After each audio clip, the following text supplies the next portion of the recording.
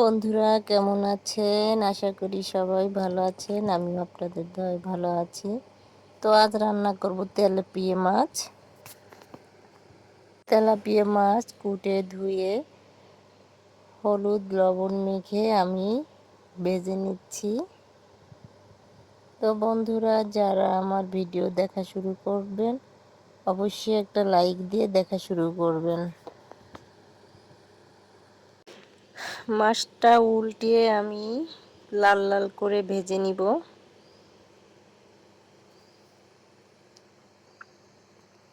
হয়ে গেছে, এবারে আমি তুলে নিব। এবারে আমি চলে যাচ্ছি পেঁপে গাছ থেকে পেঁপে পাড়তে। তো আমার ছেলে পেঁপে পাড়তেছে। তো দেখেন পেঁপে লাঠি দিয়ে পাড়তে পারছে না, তাই গাছটা ঝুলে নিচ্ছে। ছোট মানুষ ও ভাবছে গাছ ঝুলালে পেঁপে পড়বে, কিন্তু পেঁপে গাছ থেকে তো পেঁপে ঝুলিয়ে পারা যায় না, তাই লাঠি দিয়ে পেঁপেটা পেরে নিচ্ছে।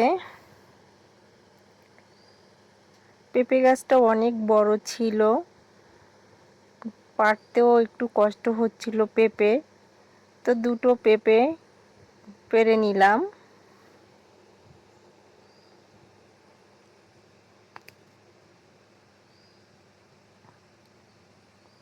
বন্ধুরা যারা আমার চ্যানেলটি এখনও সাবস্ক্রাইব করেন নাই তারা অবশ্যই সাবস্ক্রাইব করে আমার পাশে থাকবেন। তো ছেলে আমার পেঁপে পেরে নিয়েছে। তো পেঁপে দেখেন মাশাআল্লাহ অনেক সুন্দর হয়েছে পেঁপে।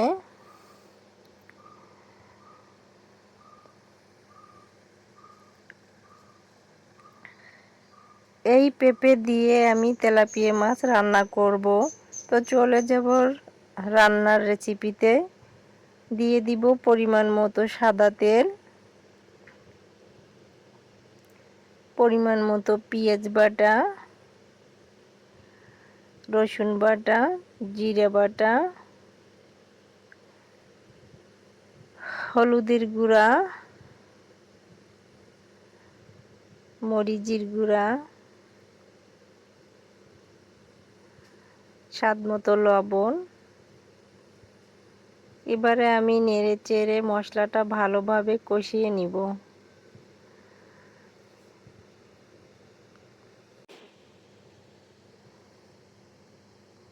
ভালোভাবে মশলাটা কষিয়ে নিতে হবে, কারণ মশলাটা ভালোভাবে না কষালে তরকারিটা ভালো হয় না। তো দেখেন আমাদের বাড়িতে ডাব পাড়তে লোক গাছে উঠতেছে। তো অনেক ডাব হয়েছিল, তাই আমি বিক্রি করে দিলাম। তো আমার ছেলে বলতেছে আম্মু মোবাইলটা দাও আমি একটু ভিডিও বানাই। তো ছেলে ডাব পাড়া ভিডিওটা করে নিল।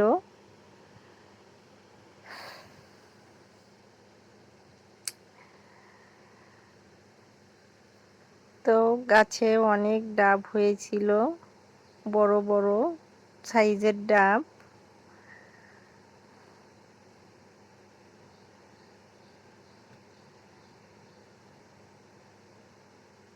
বন্ধুরা আমার ভিডিও যদি আপনাদের ভালো লাগে তাহলে অবশ্যই লাইক কমেন্ট ও শেয়ার করবেন। মশলাটা ভালোভাবে কষিয়ে আমি সামান্য পরিমাণ পানি দিয়ে দিব। এবারে আমি নেড়েচেড়ে কেটে রাখা পেঁপেগুলি আমি এবারে দিয়ে দিব। অনেকে দেখি পেঁপে সিদ্ধ করে নেয়, কিন্তু আমি পেঁপেটা সিদ্ধ করে নিব না। তো এবারে আমি পেঁপেটা ভালোভাবে মশলার সাথে নেড়েচেড়ে ভালোভাবে কষিয়ে নিব।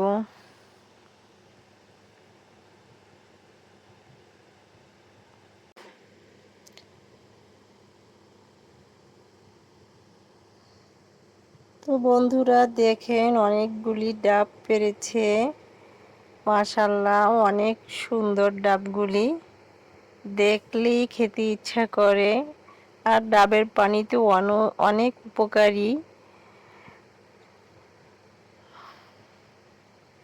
তো আমার পেঁপে কষানো হয়ে গেছে, এবারে আমি ঝোলের পানিটা দিয়ে দিব।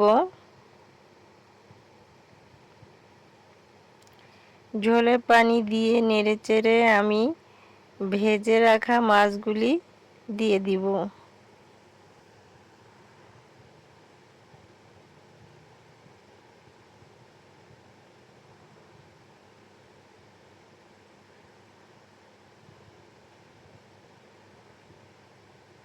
জানি না আমার এই গ্রাম্য রান্না আপনাদের কেমন লাগে।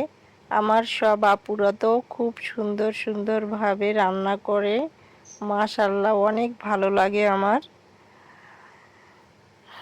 তো নেড়ে চেড়ে আমি রান্নাটা করে নিলাম, আমার রান্নাটা হয়ে গেছে। এবারে ভাজা জিরের গুঁড়ো দিয়ে আমি নামিয়ে নিব।